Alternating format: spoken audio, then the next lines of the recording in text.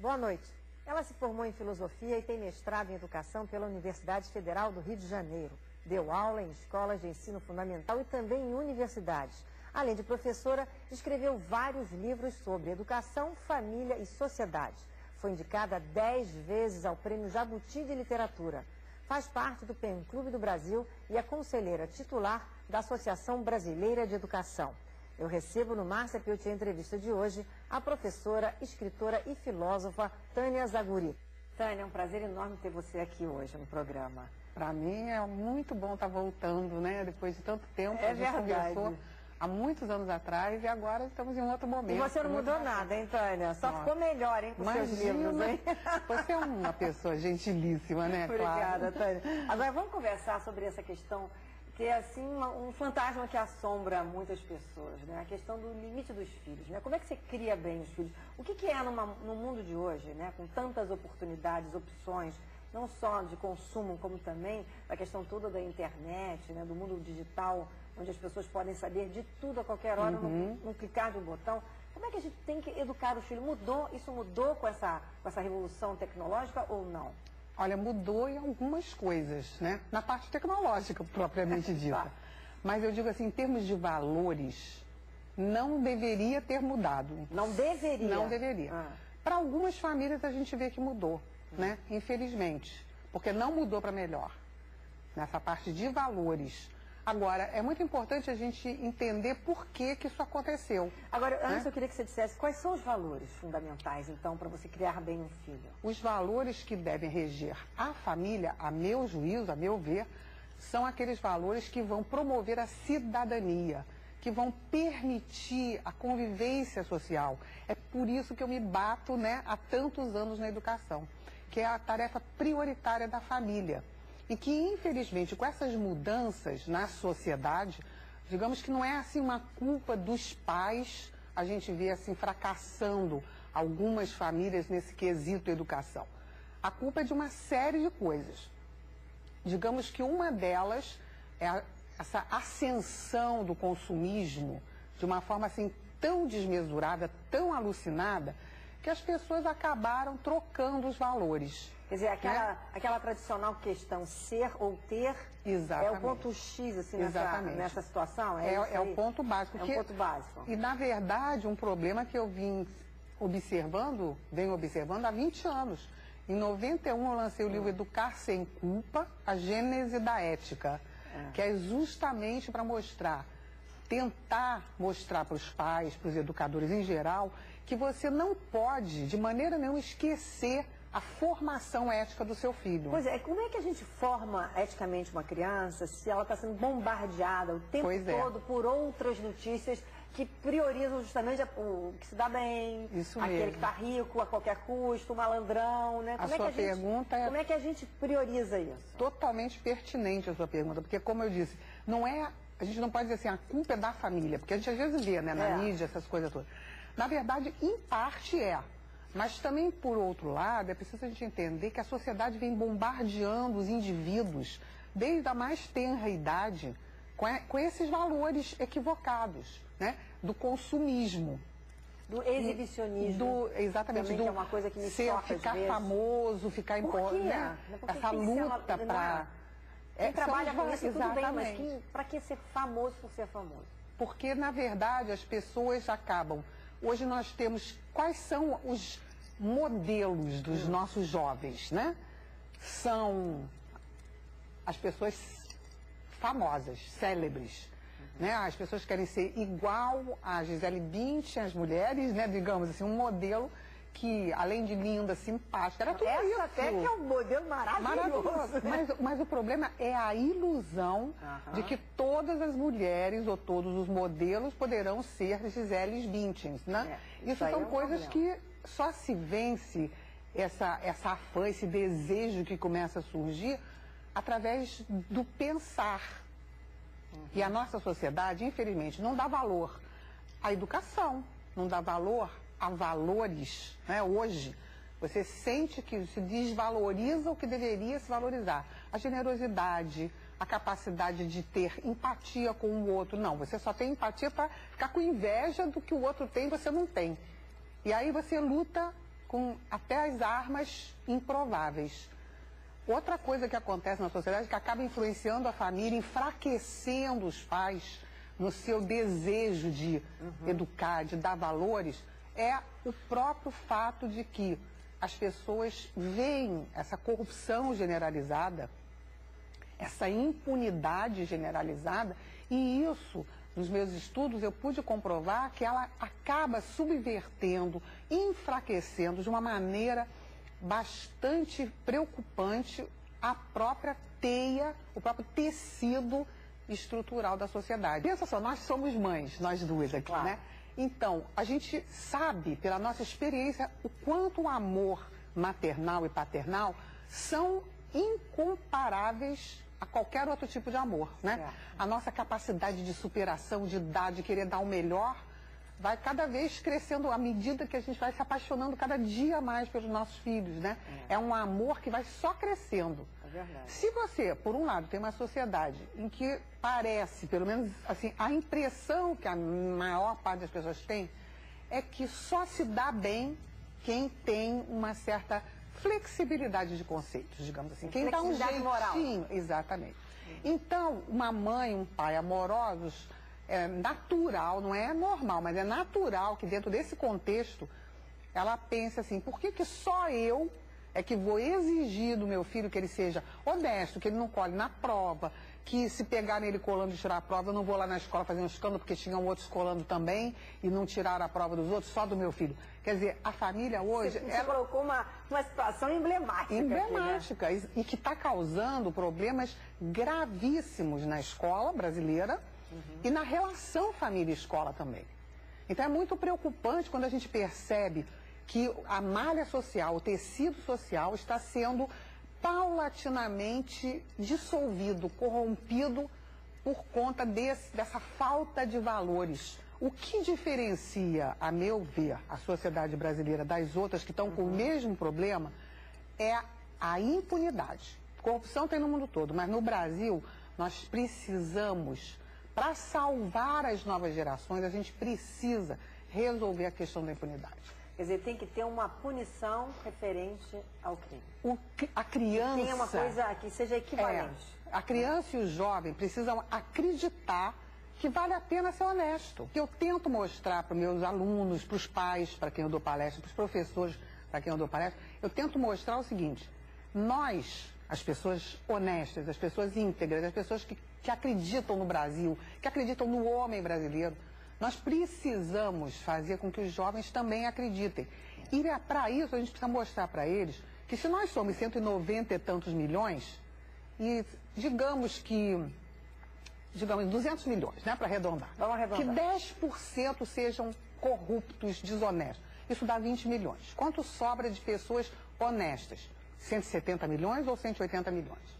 Quer dizer, nós somos a maioria silenciosa, é isso que eu digo. Eu acho que isso é um dado muito importante, essa maioria silenciosa. Isso, né? Eu tento fazer as pessoas verem isso. Otávio, a gente vai ter que ir para o intervalo. Na volta, vamos conversar, continuar conversando. Como é que a gente faz esse resgate da ética? O que a gente tem que incutir nos nossos filhos e netos? Que nós agora já estamos na fase dos netos. É verdade. Mas tem muita gente que está nos assistindo, está na fase dos filhos. Isso. Então, como é que a gente faz esse resgate? De que maneira a gente pode, né, proporcionar ou fomentar isso dentro da nossa própria casa, né? Vamos sim. Nós voltamos já aqui com a Tânia Zaguri, escritora e educadora aqui no Copacabana Palace. Voltamos aqui no Copacabana Palace. A minha entrevistada desta noite é Tânia Zaguri, educadora, escritora. Tânia, a gente estava falando sobre a questão ética, né? Como é que a gente consegue resgatar, então, essa questão ética dentro de casa, né? O que a gente precisa fazer? Bom, a primeira coisa necessária, a meu ver, é o pai e a mãe estarem conscientes e super voltados para isso. Quer dizer, se o pai e a mãe têm dúvidas, mas será que o meu filho não vai ser um bobão se eu deixar... Sabe, se eu exigir dele esse comportamento ético. Quer dizer, que é um comportamento também que a gente está falando aqui, básico, né? Não colar, né? Isso, o que é? Quando a criança não é pequena, tirar nada do amiguinho, não é isso? Ou se tirar, porque a criança está em fase de aprendizagem. Devolver. Então, ela até pode cometer um engano. Errar é a melhor forma de aprender. Certo. Então, ela errou. O que está acontecendo hoje, que é perigoso, a meu ver, é que a família não age. Ela fica meio que imobilizada pelo medo de errar, pelo medo de que o filho vai ser um bobão. Não, mas ninguém fala nada, todo mundo deixa, então por que eu não vou deixar? Eu estou cansada de ouvir os pais em palestras, na hora do debate, eles fazem perguntas, né? E eles me perguntam, Tânia, mas por que só eu que vou fazer isso? Por que só eu que vou ensinar bons modos se na hora de pegar docinho é aquele avanço na mesa, aquela confusão? Por que só eu vou dizer para o meu filho que ele só vai ganhar presente? Porque às vezes eu falo contra o consumismo exacerbado. Mas por que só o meu filho que vai ter que ganhar presente só no dia do aniversário, só no Natal ou só em alguma ocasião? E aí eu digo, gente, porque vocês têm que entender que primeiro você tem que estar ciente e querendo. Não adianta, se você, pai, você, mãe, tem dúvidas sobre que você quer, de fato, educar seu filho para a cidadania, e cidadania não é o que a maioria das pessoas pensam hoje, que é assim, são os meus direitos. Cidadania não é isso, não. Cidadania são os meus direitos e os meus deveres, na mesma proporção. Então, se você começa assim, coitadinho do meu filho, por que só ele? Por que só eu? É porque você não está convencido. Então, se você, pai, você, mãe, não estão convencidos, você não vai passar confiabilidade para ninguém. Você não vai acreditar. Não vai. Ele vai sentir que ele pode errar, ele pode falsear a realidade, ele pode dar uma roubadinha. E aí começa, né, esse esgarçamento dos valores. Quer dizer, o comportamento do pai e da mãe tem que ser real, a primeira verdadeiro. Coisa. Exatamente. É a identidade de propósitos e de ação. Não, e a gente tem que pensar também que as famílias hoje em dia muitas vezes não tem pai e mãe em casa, né? Ou é o pai, ou é a mãe, e todo mundo trabalhando, as crianças muito mais sozinhas do que acompanhadas da família. A gente estava indo agora falando, né, no intervalo, que, poxa, ainda bem que nossos filhos já cresceram. É verdade, já mas cresceram. Isso é uma realidade. Mas, por exemplo, nós, que já somos da geração que está virando vovô e vovó, a gente também trabalhava fora. O problema não é a quantidade de horas que você fica integralmente dedicado ao seu filho, e sim quantas horas você fica bem com o teu filho. Se você fica nessas 2 horas, você está presente de corpo e alma, não é por obrigação, você está ali porque você quer, porque você está imbuída desse propósito, porque você sabe que educar, talvez seja educar um outro ser humano, né? Talvez seja o objetivo mais complexo, mais maravilhoso que exista na vida de alguém. Mas tem muito pai e muita mãe que acham o seguinte, não, eu nunca estou com meu filho. Então, quando eu estou perto dele, é que eu vou educar, vou dizer não, vou brigar, vou dizer que não pode. Não, então eu vou dar tudo para ele que eu quero que ele goste de mim quando eu estou perto dele. Esse é um dos enganos. Essa é uma armadilha, né? Uma armadilha, porque, na verdade, é aquela culpa por você estar ausente, mas... se você se dedicar meia hora a pensar sobre essa culpa, você supera essa culpa. Porque justamente se você tem pouco tempo, aí é que a tua presença naqueles poucos momentos é tão essencial. Mas para dizer não? Para tudo. Para dizer não para o que não pode. E sim para o que pode. Mas aí o pai e a mãe sempre se perguntam, eu vou dizer não nessa hora, né? Então aí não gostam de dizer não, né, Tânia? Mas a verdade é que isso... O que está por baixo dessa ideia de não gosto de dizer não? É a culpa. A culpa e um engano seríssimo que tem hoje entre os pais mais jovens, que é a ideia de que o objetivo deles não é educar o cidadão do futuro, e sim é fazer feliz o filho. Bem, então vou pegar aqui o seu livro. Esse aqui, né?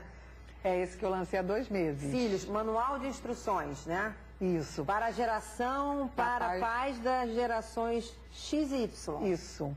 Né? Quer dizer, esse é basicamente para esses pais que hoje... A geração X é aquela que está hoje com seus 30, 40 anos, e a Y é que está com seus 20 e 30, né? Entre 20 e 30, até um pouco menos. Mas, digamos, dos que já são pais, né? Porque é mais ou menos por aí.